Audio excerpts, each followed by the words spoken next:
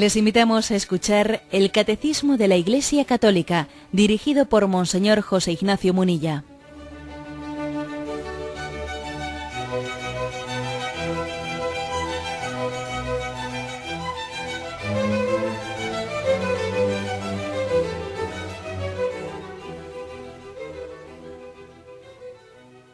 Un cordial saludo a todos los oyentes de Radio María. Un día más, con la gracia del Señor, proseguimos el comentario del Catecismo de nuestra Madre la Iglesia.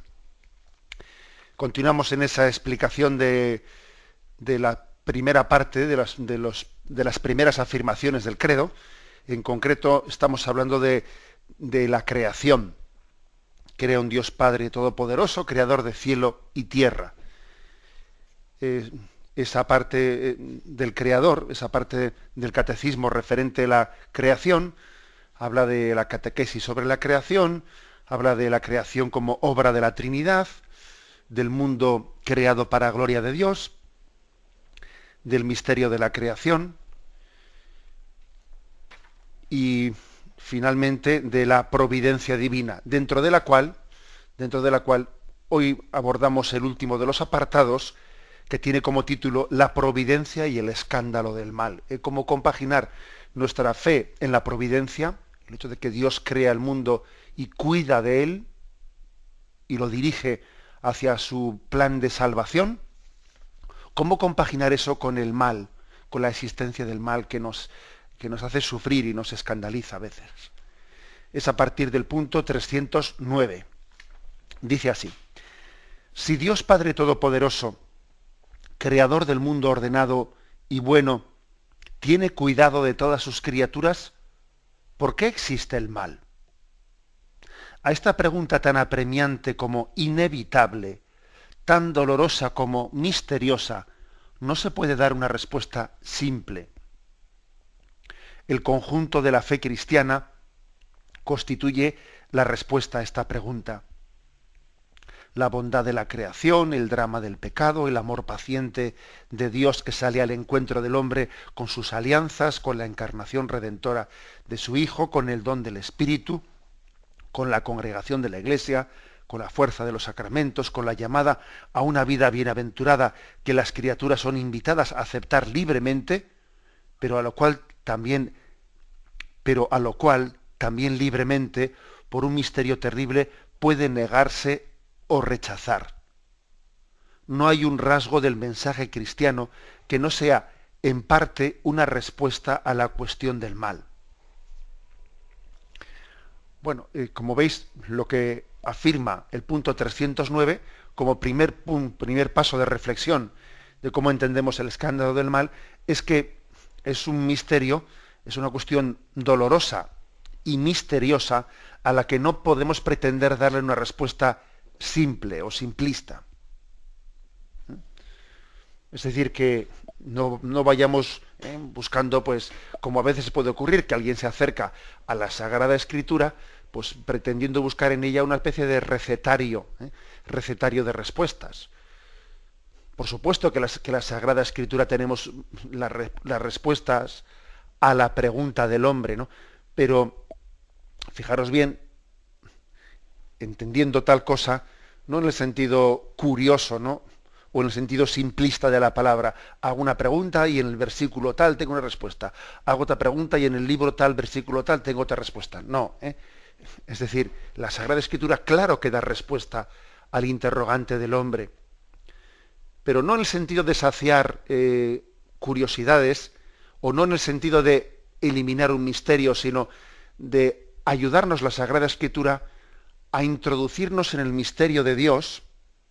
O sea, la Sagrada Escritura no nos ahorra, con las respuestas que nos da, no nos ahorra el misterio, sino lo que nos hace es, en ayudarnos a que nosotros tenemos que tener nuestro recorrido interior personal de conversión para hallar también la respuesta a muchas preguntas.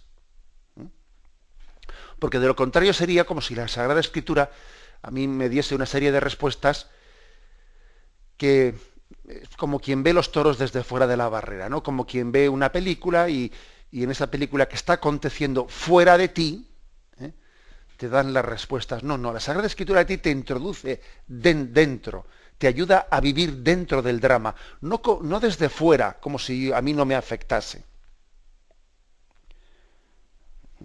La Sagrada Escritura, claro que es la respuesta a la pregunta del hombre, pero lo primero que la Sagrada Escritura hace es ponerte delante de Dios y hacerte entender que únicamente cuando seamos santos, cuando seamos humildes, cuando estemos en camino de conversión, vamos a tener capacidad de entender algo. Mientras que no estemos en esa actitud de conversión, ya te pueden explicar muchas cosas, o podemos hacer muchos debates, o dar muchas razones y muchas conferencias y muchas explicaciones, que todo eso va a servir de muy poco. No se trata pues de saciar curiosidades o de saciar o inquietudes intelectuales, ni siquiera, no. Se trata de ponernos ante la voluntad de Dios y conocernos en ella a través de la Sagrada Escritura. O sea, no se puede dar una respuesta simple, de manual. Toda la Sagrada Escritura, viene a decir aquí, toda la Sagrada Escritura es una respuesta. La vida de Cristo es una respuesta al problema del mal. Lo cual quiere decir que tenemos que empaparnos de Cristo, empaparnos de su misterio, empaparnos del Evangelio, de las bienaventuranzas, de todos los pasajes evangélicos, del Espíritu Santo, que es el que ha inspirado la Sagrada Escritura. Tenemos que estar movidos por el Espíritu Santo para poder entender algo del misterio del mal, del porqué del misterio del mal. Bueno, no sé si quizás esta respuesta a alguien le puede decepcionar, porque igual uno dice, bueno, yo es que esperaba cuando llegase este punto del tema del escándalo del mal, esperaba que me diesen toda una serie, un elenco de cuestiones y de respuestas. Bien, vale, el catecismo, vamos a hablar de todo ello ahora, entraremos en cuestiones concretas, pero esta aclaración primera que hace el catecismo antes de entrar en harina, como se dice, es muy importante, porque la harina está aquí y no únicamente lo que está después. O sea, no busquemos en la Escritura una especie de silogismos, una especie de justificaciones racionales que nos ahorren el misterio. No, ante el misterio hay que entrar de rodillas. Y ante el misterio hay que entrar con una decidida determinación de conversión. Bien, dicho esto, después de afirmar que todo el mensaje cristiano, y no solo una parte, no solo una respuesta, no solo un versículo, todo el mensaje cristiano está dando una respuesta a la cuestión del mal, y el Evangelio hay que cogerlo en su conjunto. El Evangelio no se puede coger pues como un pasaje y el otro pasaje lo dejo, y eso es muy peligroso, porque en el fondo estamos haciendo un evangelio a nuestra medida, a nuestra sensibilidad. Cojo determinada página del Evangelio con la que me siento identificado, la otra que no me cuadra tanto la voy dejando a un lado. Claro, en la medida que hagamos esa lectura cercenada de la palabra de Dios, nos va a costar mucho más dar respuesta al problema del mal, etc. Es importante acoger en su integridad y plenamente la palabra de Dios. Bueno, pues ese conjunto de la Sagrada Escritura y movida por el Espíritu que la ha inspirado es el que da respuesta al tema del mal. ¿Qué concreciones hace? Bueno, pues hace las siguientes concreciones. Dice, primero, la afirmación de la bondad de la creación. Segundo, la afirmación del drama del pecado. Tercero, la afirmación de la alianza que Dios hizo con nosotros para salvarnos del pecado. Y por último, la llamada a la vida eterna, ¿no? Quizás estos 4 son los elementos principales de toda la Sagrada Escritura para asomarnos a entender el misterio del mal. Primero, la bondad de la creación. Es decir, que no podemos olvidarnos, por el hecho de que exista el mal, de que también existe el bien. Y que es más, el mal nos resulta especialmente duro y escandaloso por el hecho de que el hombre se ha acostumbrado al bien y parece como si se sintiese con derecho, ¿no? Pues a recibir el bien. Es como un hijo que se ha acostumbrado a que sus padres le cuiden y entonces, claro, lo que se le hace especialmente duro es que en un momento determinado sus padres aparentemente no le cuiden, se olviden de él cuando él ya, no sé, se ha sentido como una especie de con derecho a que mis padres me cuiden y que diariamente yo tenga el cuidado, etcétera, etcétera. O sea, yo me he acostumbrado a recibir el bien de mis padres hasta el punto de que eso que es gratuito por su amor, eso que es gratuito, yo casi ya lo he sentido como si fuese un derecho mío, ¿eh? Como si tengo derecho a que mis padres me amen gratuitamente. La verdad es que es un amor gratuito, pero claro, por el hecho de que uno lo reciba diaria, continuamente en su vida, parece que ya forma parte de ti, ¿eh? Hasta el punto de que si un día te falta, se encienden todas las luces de alarma, ¿no? Bueno, esto es importante que lo digamos. Lo primero que hay que decir para reflexionar sobre el misterio del mal es que estamos acostumbrados al bien. Estamos acostumbrados al bien, ¿eh? Incluso, incluso habrá oyentes que piensan, pues a mí me parece que me han tocado todos los males. En el reparto, parece que me han tocado todos los males a mí. Y yo le digo a quien piense eso, te equivocas. Seguro que si haces una lectura de tu vida en la presencia de Dios, y repito, en la presencia de Dios, y no de tu lectura de autolamentación, y que a veces tenemos unas lecturas de nuestra vida pues muy victimillas, o victimosas, que siempre estamos diciendo todos los males que tenemos, las enfermedades, que sí, que ya sabemos que eso también es verdad, pero que puestos a hacer una lectura de nuestra vida sin estar en la presencia de Dios, solemos tender pues a ver todo lo malo y a no ver nada lo positivo. Seguro que cualquiera de nosotros que haga una lectura de su vida en presencia de Dios tendrá que empezar proclamando la bondad de la creación. Tendrá que empezar diciendo, qué bueno es Dios, que me quiere, que me ha cuidado, que me guía. Y luego, una vez que hemos hecho esa proclamación, bueno, pues después de ello, es verdad que también nos cuestionamos, ¿y por qué existe este sufrimiento? ¿Por qué Dios ha permitido tal cosa? Bueno, después viene lo segundo, pero ojo, lo segundo precisamente es problemático por el hecho de que nos hemos acostumbrado al bien, como si el bien fuese lo común, fuese lo lógico, fuese lo... Esta es una primera afirmación. La segunda afirmación importante dentro del conjunto de la revelación es el hecho de que Dios creó un mundo bueno, pero también nos creó a nosotros libres, es decir, con la posibilidad de glorificar a Dios en el ejercicio de nuestra libertad, de amarle, de quererle libremente, pero claro, con la posibilidad también añadida de que utilizásemos mal de nuestra libertad. Es decir, existe el drama del pecado, y el drama del pecado ha introducido el mal en la creación. Ha sido como una distorsión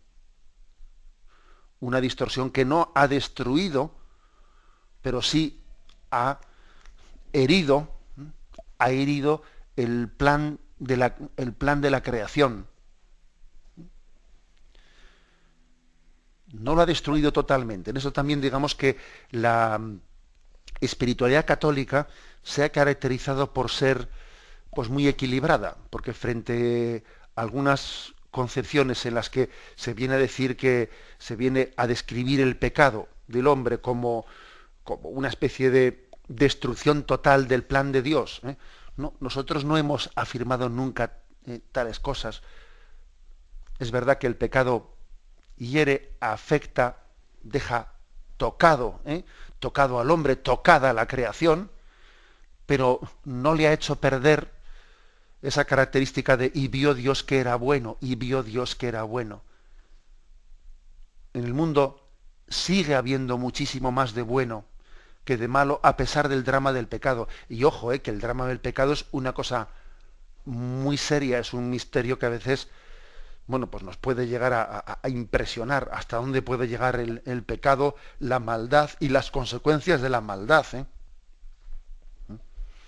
que no es ningún desliz. A veces planteamos el pecado como si fuese un pequeño desliz, es que tenía una equivocación. No, no, el pecado no es un desliz ni una equivocación, es algo dramático, en la posibilidad de rebelarse frente a Dios, en la posibilidad, es algo dramático. Bastaría echar mano de episodios históricos concretos, de episodios que hemos visto a nuestro alrededor, que vemos en las noticias, y uno dice, qué drama es el pecado. Bueno, pues ni aun así, no olvidemos que el pecado, aunque ha dañado, ¿no?, seriamente la creación y el hombre, no la ha destruido. El tercer elemento para, bueno, pues para tener en cuenta, para reflexionar sobre el misterio del mal, es que Dios no se ha quedado con los brazos cruzados cuando el hombre ha pecado y ha distorsionado la creación de Dios. No se ha quedado con los brazos cruzados, sino que, compadecido, ha tendido la mano para que le encuentre el que le busca, y ha reaccionado y ha salido en nuestra búsqueda y ha tenido un amor paciente. Un amor paciente. Podía Dios haber roto la baraja, podía haberse, entre comillas, arrepentido de habernos creado. Acordaros cómo el episodio del diluvio universal se plantea en estos términos. Lógicamente es también una forma, o sea, estamos hablando de un género literario en el que se expresa ese drama de Dios, que cómo reacciona Dios ante el mal del mundo. Dios se arrepiente de haber creado el mundo, dice, voy a enviar un diluvio que acabe con ellos, etcétera. Bien. Digo que es un género literario, porque obviamente no cabe ni pensar que Dios, que es infinito, Dios que es omnisciente, Dios que lo conoce todo, pues diga, he cambiado de opinión, voy a destruir el mundo. No, me han convencido, voy a volver de nuevo a tomar la decisión. No, Dios no es cambiante, Dios no es cambiante en su decisión. Obviamente hay un género literario en la forma de expresarse, ¿no?, en ese pasaje del diluvio universal y de esa decisión de Dios de acabar con el mundo y luego arrepentirse de haber decidido acabar con el mundo. Es un género literario, una forma de expresión, pero que expresa una gran verdad, y expresa el hecho de que ante el drama del pecado, digamos que cualquiera de nosotros hubiese reaccionado de esa forma, hubiese reaccionado desde la pasión humana, pues arrepintiéndose de haber creado el mundo y habiendo dicho, pues mira, me han decepcionado, los voy a borrar del mapa. Pero Dios no actúa con esa pasión en el sentido negativo, ¿no?, esa pasión humana, ¿no?, sino que Dios actúa en su pura bondad y en su puro amor. Dios es misericordia. Dios es misericordia. Y desde el primer momento en que el hombre peca, Dios reacciona con su alianza de amor, ofreciendo su alianza de amor. El amor paciente de Dios, que lleva a cabo la elección de Israel, que lleva a cabo toda la preparación para la llegada de Jesucristo, el envío del Espíritu Santo, la formación de la Iglesia, los sacramentos de sanación. Todo esto también forma parte de la respuesta que Dios da al mal. Claro, entonces cuando uno se queja y dice, ¿por qué Dios no hace nada ante el mal? ¿Cómo que por qué no hace nada ante el mal? ¿Pero tú te piensas que está Dios con los brazos cruzados? Si desde el principio Dios ha respondido al mal, ¿qué más puede hacer por ti? A ver, envió a los profetas, envió a su Hijo, lo entregó la vida de su Hijo a la cruz por tu salvación, para reparar el mal. O sea, ¿cómo puedes decir que Dios no hace nada? Y ha dado luz la Iglesia, que quiere acompañarte, que quiere alimentarte con la palabra, alimentarte con los sacramentos. Es decir, claro, es que todo esto está... por eso aquí decía este punto del catecismo, que aquí hay una unidad, que hay que cogerla en su conjunto, de lo contrario uno no entiende nada. Y finalmente, También es muy importante recordar que estamos llamados a la vida eterna. O sea, es decir, que la respuesta última de Dios ante el problema del mal es que, oye, el mal no tiene la última palabra, ¿eh? El mal existirá, pero la última palabra la tiene Dios. Y la última palabra, Dios nos promete que el mal no va a tener lugar en aquellos que se acogen a la misericordia de Dios. Y el cielo, la vida eterna, es la última palabra, en la que Dios lo será todo para todos y en la que el mal no tendrá lugar alguno. Bueno, pues esta es, digamos, todo el recorrido, digamos, de la historia de la salvación o del mensaje de la Sagrada Escritura, dentro del cual se da respuesta a esa pregunta: ¿por qué existe el mal? Tenemos un momento de reflexión y continuamos enseguida.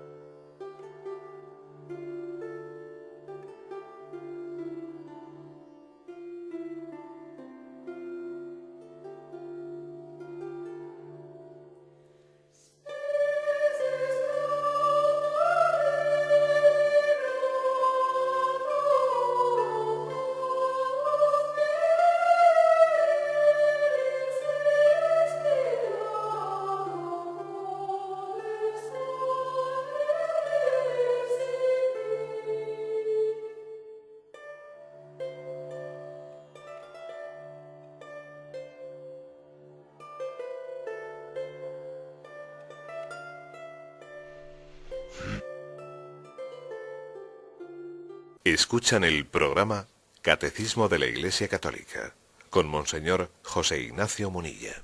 Continuamos en este apartado, la providencia y el escándalo del mal. Pasamos al punto siguiente, al 310, que dice: pero ¿por qué Dios no creó un mundo tan perfecto que en él no pudiera existir ningún mal? En su poder infinito, Dios podría siempre crear algo mejor. Sin embargo, en su sabiduría y bondad infinitas, Dios quiso libremente crear un mundo en estado de vía hacia su perfección última. Este devenir trae consigo en el designio de Dios, junto con la aparición de ciertos seres, la desaparición de otros, junto con lo más perfecto, lo menos perfecto, junto con las construcciones de la naturaleza, también las destrucciones. Por tanto, en el bien físico existe también el mal físico, mientras la creación no haya alcanzado su perfección. Bueno, allí habla, por lo tanto, es una primera afirmación hablando del mal físico. Sabéis que se suele hacer una distinción entre el mal físico y el mal moral. Bueno, el mal moral queda para el siguiente punto, que después comentaremos, pero ahora primeramente hace referencia este punto 310 al mal físico. Vamos a ver, Dios podría haber creado un mundo más perfecto que que el que aquí existe. Pues sí, o sea, es decir, Dios es infinito, y como infinito y todopoderoso que es, aunque la creación verdaderamente es maravillosa, y aunque la creación está llena, es un reflejo de su bondad, pues ¿quién puede decir que Dios no podría haber creado un mundo con más grado de perfección que este? Pues es que si alguien dijese eso, diría incluso una blasfemia. O sea, estaría como negando el poder de Dios, ¿eh? Sería una blasfemia decir eso. Dios podía haber creado un mundo con mayor grado de perfección, físicamente que el que tenemos. En ninguna parte de la Sagrada Escritura se dice que este mundo sea perfecto. No, se habla de la creación como su propio nombre indica, como una criatura, ¿eh? Y lógicamente se reconoce en ella los límites de la criatura. O sea, la creación es maravillosa, inmensa, sí, todo lo que queramos, pero es limitada, es una criatura.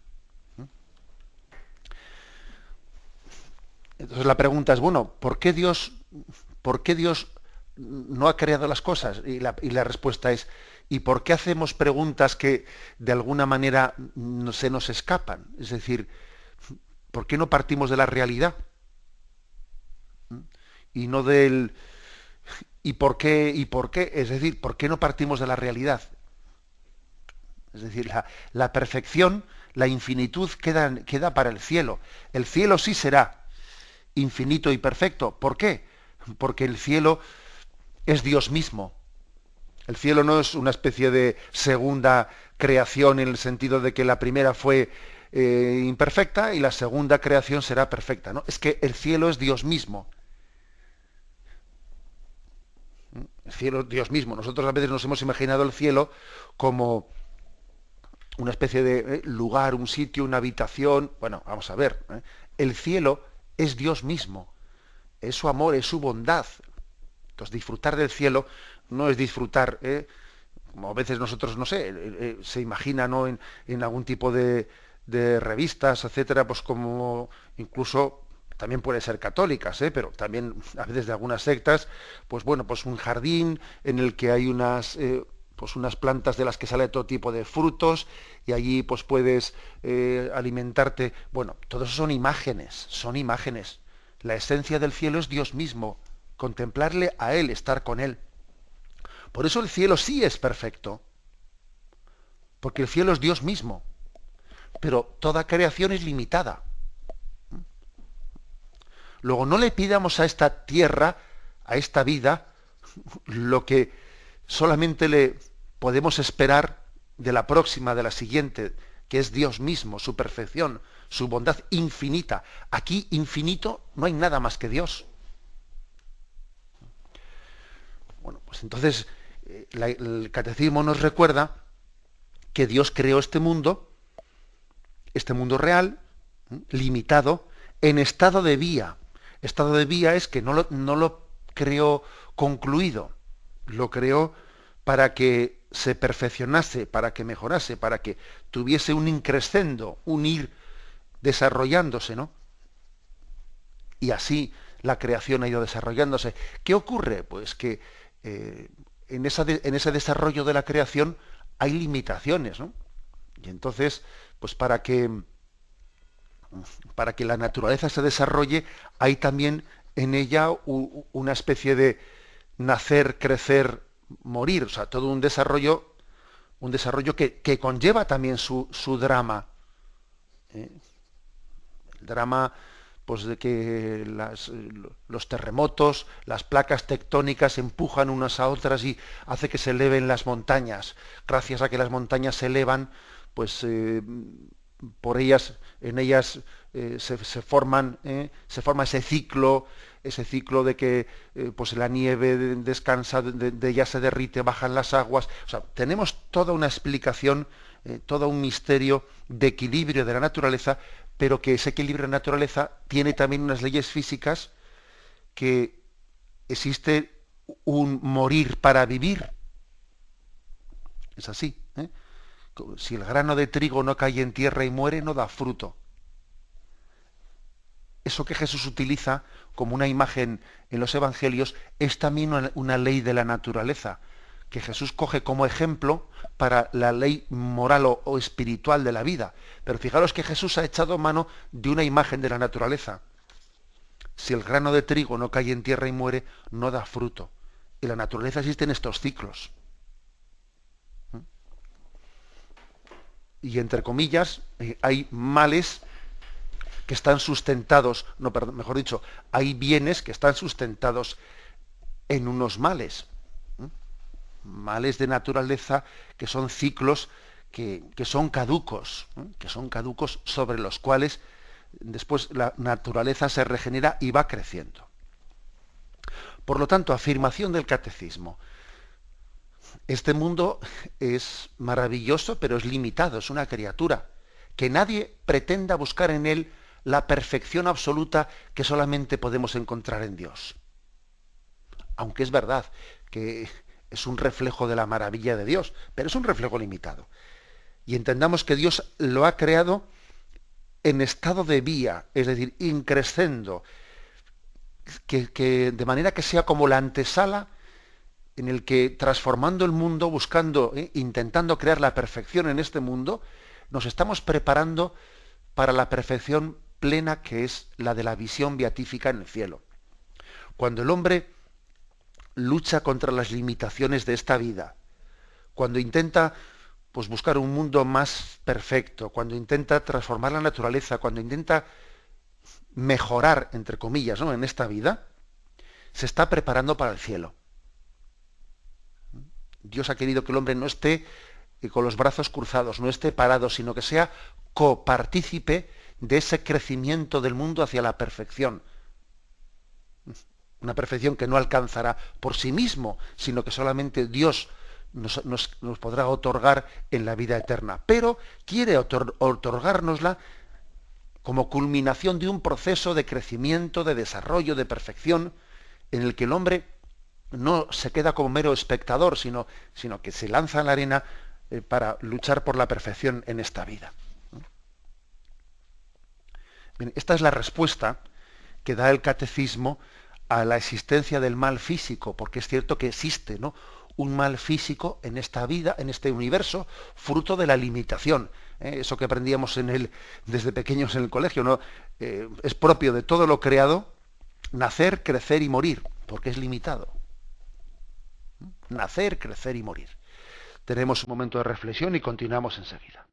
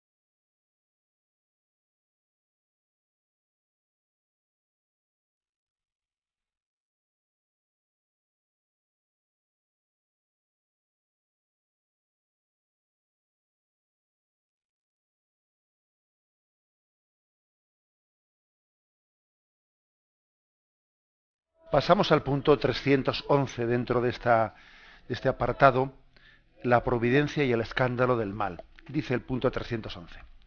Los ángeles y los hombres, criaturas inteligentes y libres, deben caminar hacia su destino último por elección libre y amor de preferencia. Por ello pueden desviarse. De hecho, pecaron.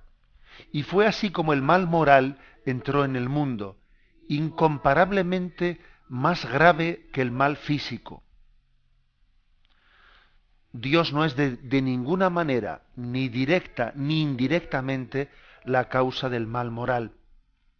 Sin embargo, lo permite, respetando la libertad de su criatura, y misteriosamente sabe sacar de él el bien. Aquí viene un texto de San Agustín que luego vamos a leer. Bueno, si en el punto anterior, en el 310, se ha hablado del mal físico, ese mal que se deriva de que el mundo sea limitado, no es infinito, porque infinito solo es Dios. Aquí se habla en el 311 del mal moral, del cual dice, fijaros bien, que es incomparablemente más grave que el mal físico. El mal moral es incomparablemente más grave que el mal físico. Eso es algo que en este mundo nuestro estamos lejos de entender, en este mundo de la secularización, en el que le quitamos importancia al pecado, le quitamos importancia a que el hombre se rebele frente al plan de Dios. Es curioso que nos suele resultar mucho más escandaloso, pues un cáncer o cualquier otro tipo de enfermedad, que el pecado del hombre, que nuestro propio pecado. Ojo, y eso Jesús nos diría, no lloréis por mí, llorad por vosotros. A veces nosotros tenemos una gran sensibilidad claro, y es muy bueno que el hombre tenga sensibilidad para sufrir por el mal físico del mundo, Pero ojo, hay una desproporción muy grande entre esa sensibilidad que tenemos, ¿no? Pues porque ha ocurrido pues un terremoto, ha ocurrido un tsunami, ha ocurrido una desgracia, y ahí se nos conmueve el corazón, y sin embargo le quitamos totalmente importancia a la consecuencia, al drama del mal que tiene el pecado del hombre de una manera directa como primera causa, ¿no?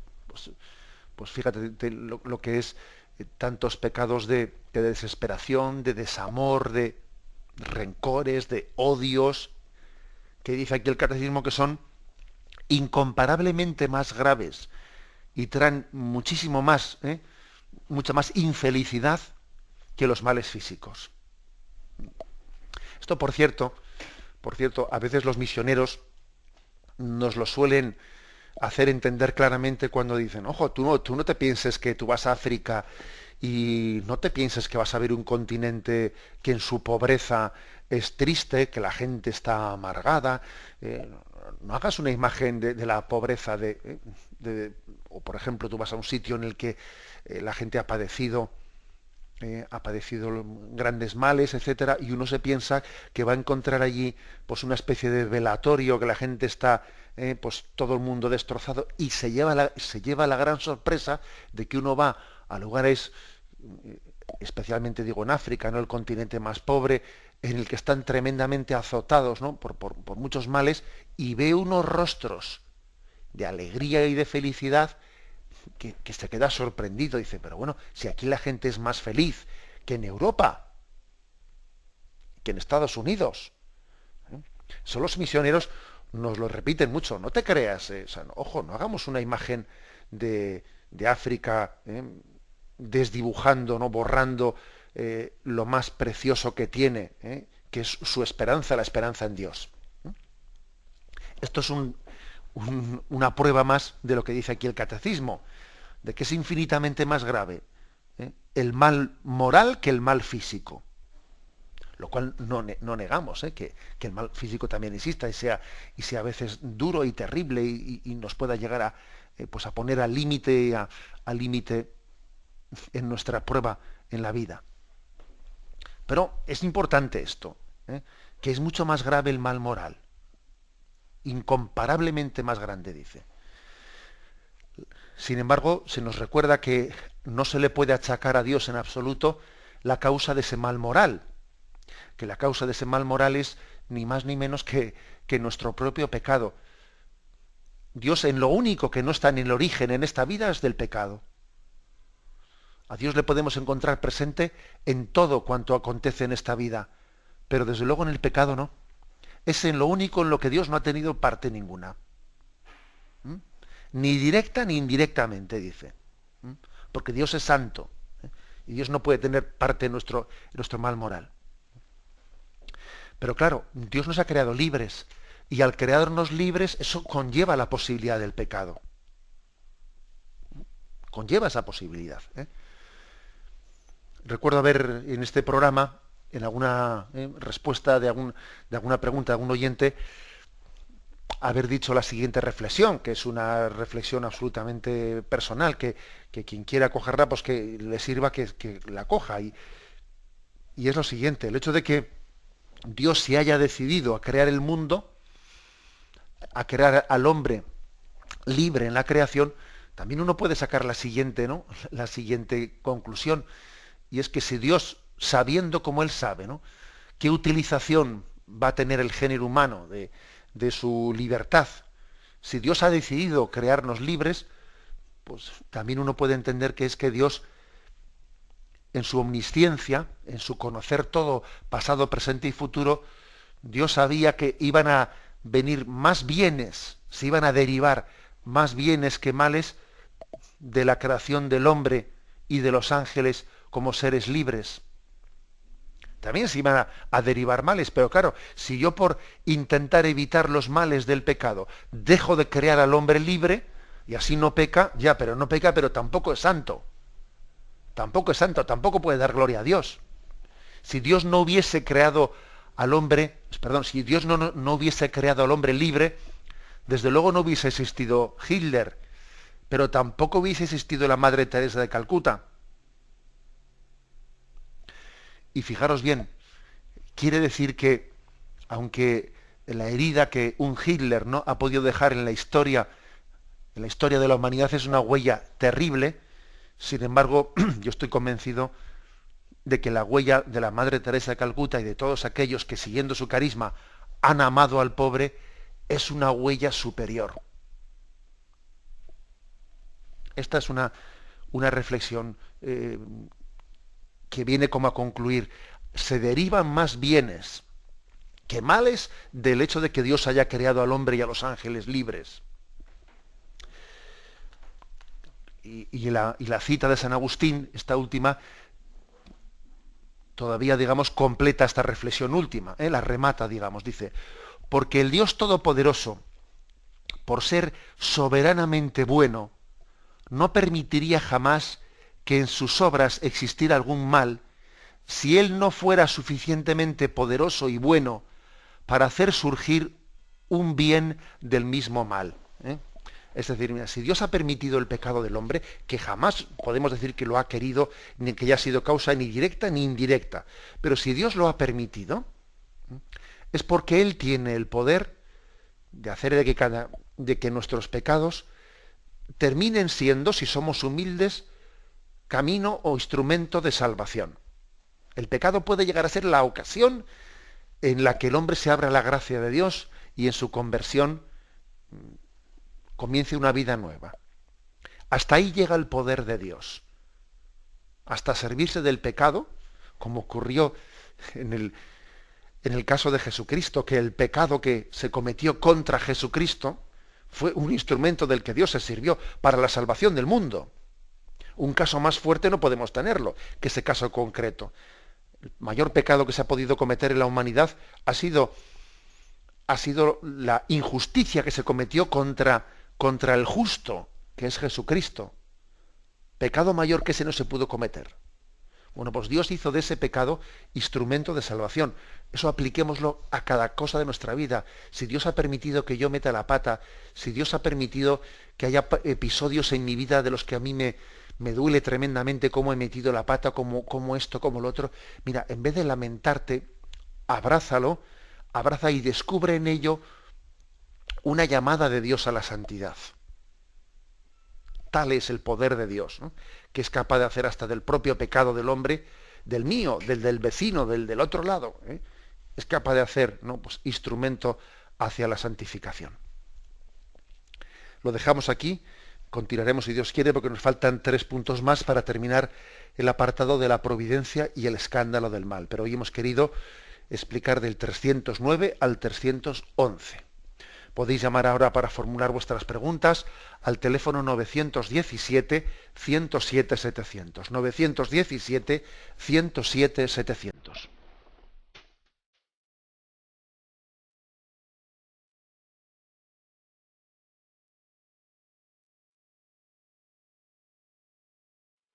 Radio María le ofrece la oportunidad de recibir en su casa sus programas favoritos.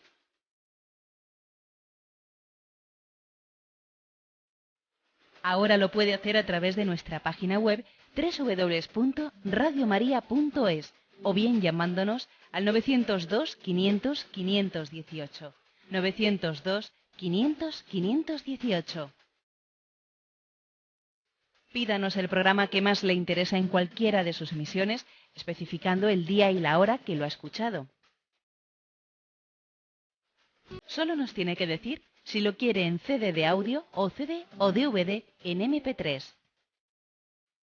Haga su solicitud en el 902 500 518 y en www.radiomaria.es. Radio María, más cerca de usted.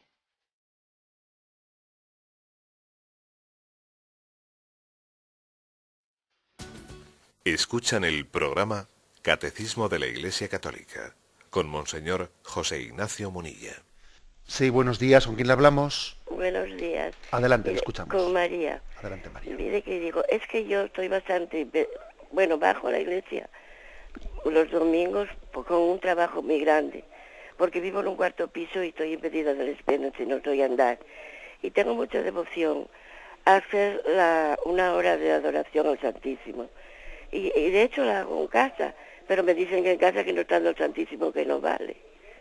Y yo quería saber si valía.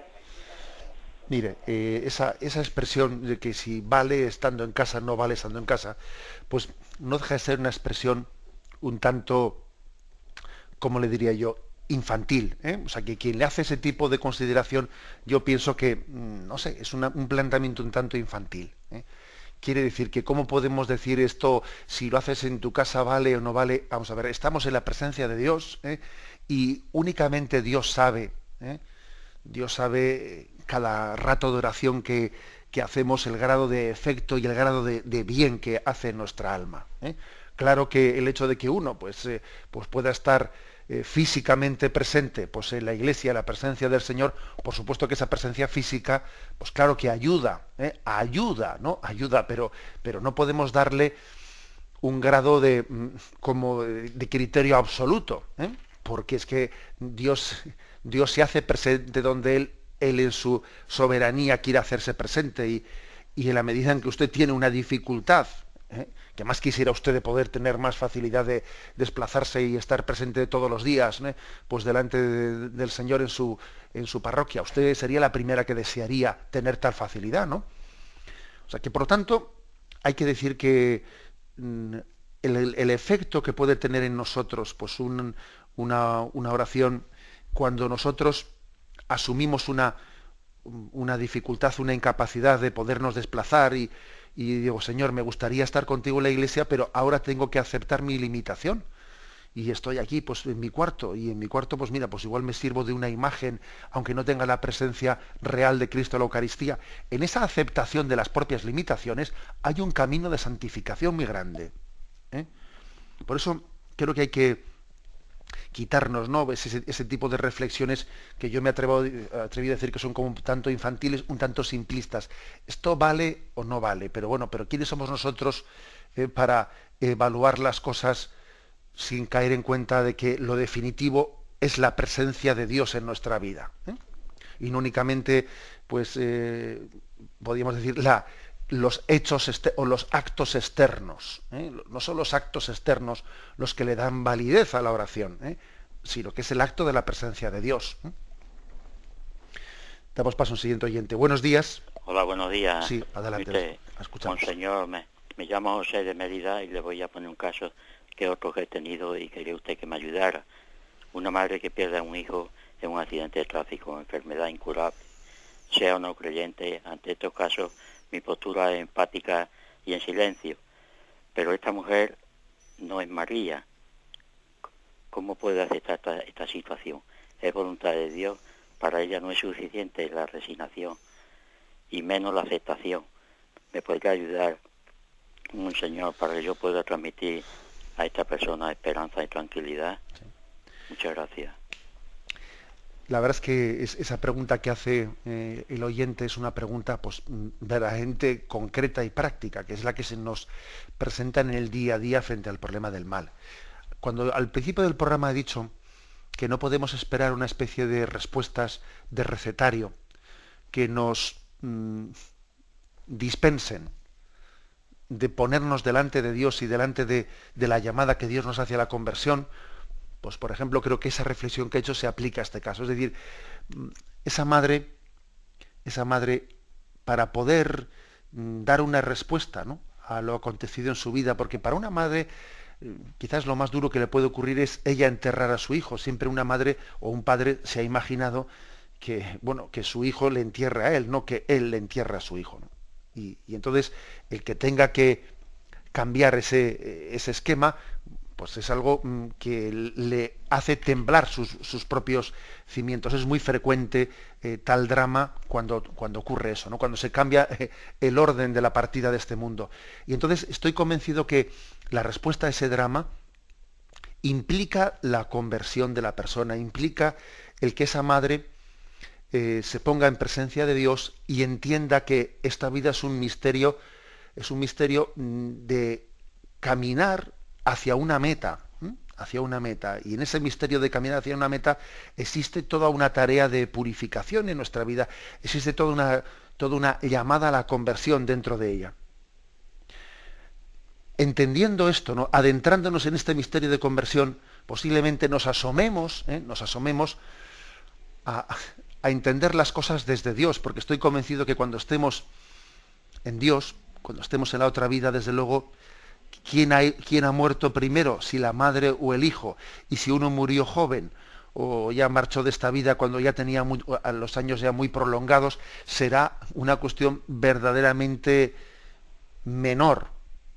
Desde luego no va a tener mucha importancia cuando estemos en Dios si hemos muerto jóvenes o hemos muerto mayores. Lo único importante será pues nuestro grado de santidad y nuestro grado de apertura al don de la misericordia de Dios. Eso va a ser lo importante. Pero claro, entender eso, aquí, eso supone que esta madre esté en ese camino de conversión, esté en ese camino de llamada a la vida eterna. Que cuando nos despedimos de los seres queridos no les decimos adiós, les decimos hasta luego. Ojo, les decimos hasta luego. Y nosotros, a veces por nuestra falta de fe, a la hora de la muerte de un ser querido, nos quedamos con el adiós y nos olvidamos del hasta luego. El hasta luego, que es que, ojo, que lo definitivo es que estamos llamados, ¿no?, a ese encuentro con Dios. Y de manera que el orden, la forma, las circunstancias pueden ser duras, claro que pueden ser muy duras, pero al fin y al cabo esas circunstancias son circunstancias. Lo principal y lo definitivo es el encuentro con Dios. Damos paso a un siguiente oyente. Buenos días. Buenos días. Adelante, le escuchamos. Mira, mi pregunta es, si comenta usted que el diluvio es un género literario, la Torre de Babel y los descendientes y todo lo que sigue, entonces, ¿qué explicación tiene? Vamos a ver. La explicación está en conjunción con la anterior. Vamos a ver, yo cuando digo que en el libro del Génesis, ¿no?, en toda la Sagrada Escritura existen géneros literarios. Eso, está claramente afirmado pues, en los documentos del Concilio Vaticano II. También las parábolas que Jesús utilizaba eran un género literario, una forma de hablar y de explicarnos. En el libro del Génesis existe especialmente un género literario. Lo que pasa es que la palabra género literario para muchas personas es casi sinónimo de un cuento o una mentira. Y claro, eso es una equivocación muy grande. Un género literario es una forma de expresión de una verdad. Entonces, el hecho de que digamos que la narración del diluvio universal, etcétera, es un género literario, claro, con ello estoy diciendo que uno no puede pretender interpretar de una manera literalista, pues el hecho de que Dios se arrepintió de haber creado el mundo y entonces después volvió a arrepentirse de haber tenido un ataque colérico. Obviamente es una manera de hablar, porque a Dios no se arrepiente, o sea, Dios es infinito y Dios no, en su voluntad no es cambiante. Y cuando hablamos del tema de la Torre de Babel, etcétera, bueno, pues el mismo principio. O sea, en la Torre de Babel lo que se hace es escenificar el pecado de la soberbia del hombre frente a Dios, de un querer ser como dioses.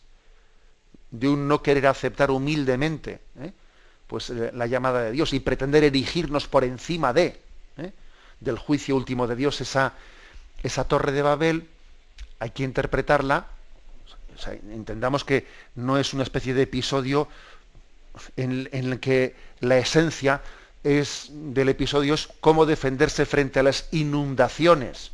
No. La esencia del episodio de la Torre de Babel no es una cuestión de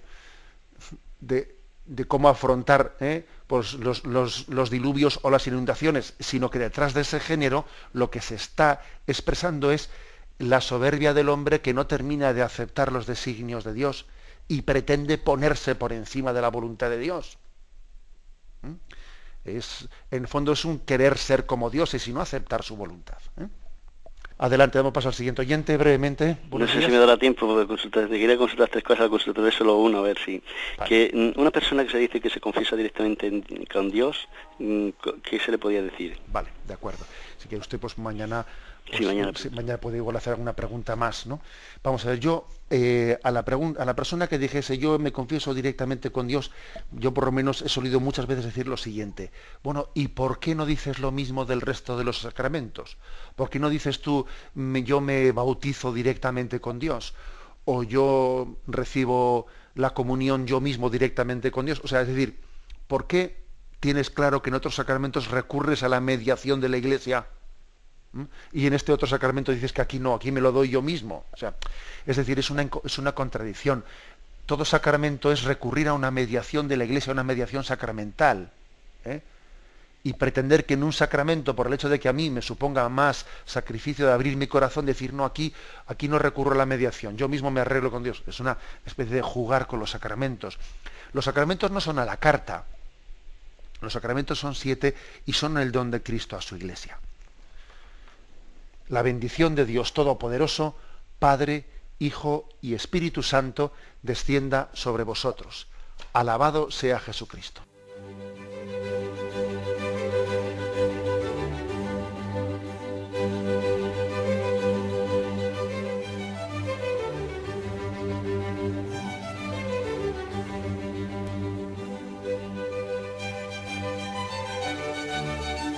Han escuchado en Radio María el Catecismo de la Iglesia Católica, un programa dirigido por Monseñor José Ignacio Munilla.